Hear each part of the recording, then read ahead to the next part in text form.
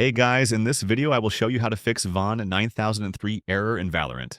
Alright, let's begin. First, locate your Valorant installation. Search for Valorant on your PC, right-click it, and select Open File Location.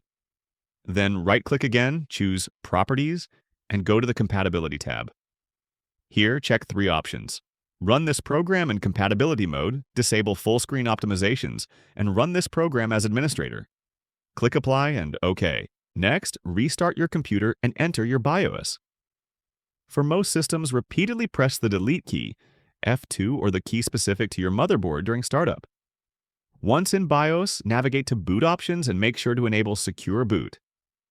Next, access the Security tab and enable TPM from this menu. After making these changes, press Escape, then save and exit. Once your PC restarts, launch Valorant. The VAN 9003 error should now be resolved, and your game should run smoothly without interruptions. So that's basically how you can fix VAN 9003 error in Valorant. That's it for this video. Thanks.